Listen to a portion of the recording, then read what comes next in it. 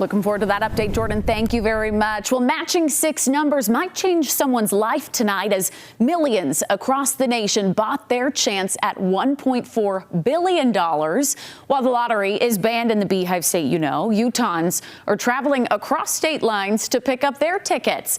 ABC4's Bayan Wang spent the day in Evanston, Wyoming. Bayan, we see it around you. A bit of a busy scene there this evening. Yeah, look, I think I've only seen Utah residents down here in Wyoming. Don't know if I met a Wyoming resident quite yet today, except for maybe the cashier here. Don't take my word for it.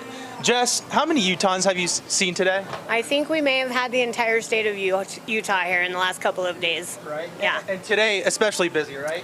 Today has been especially busy, but over the last few days, we've done $30,000 to $50,000 a day in lottery, and mostly Utah residents. $30,000 to $50,000 worth of lottery tickets here. That's why they only have a single line for lottery purchases and the other line specifically for other purchases, because we're talking about $1.4 billion, guys. Might not buy happiness, but it certainly is a good down payment on it.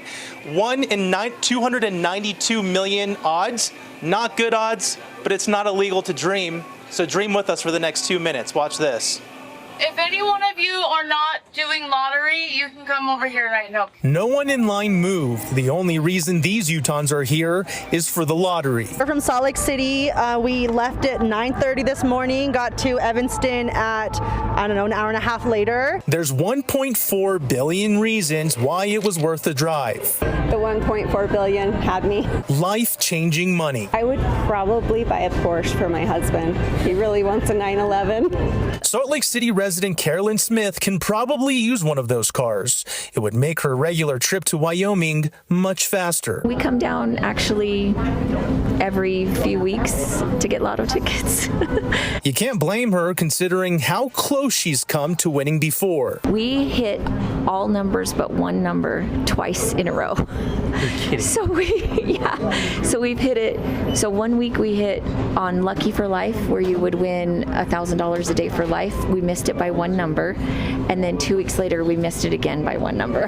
You're kidding. So we're due. So we're due. Is this the one? This is the one. And in case it is the one, here's some valuable advice from the nation's most famous lottery attorney, Kurt Panousis. Kurt, what is the top 3 things a lottery winner needs to do as soon as they win?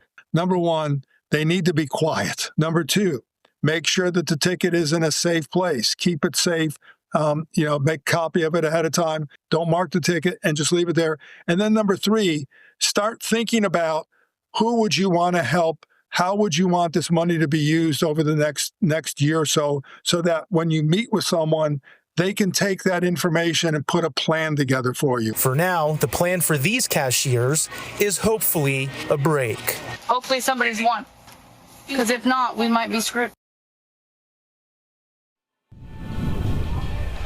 And thankfully, that gas station attendant there has gotten a break finally after several hours of just handing out tickets and saying good luck. And look, the lottery attorney said that Wyoming is actually a really good state to win the lottery. You could stay anonymous here when you claim the ticket. The major piece of advice he has is if you win, do not sign the back of the ticket as we've always been told to do to claim the ticket, because if you do that, you automatically go public. You give them your name.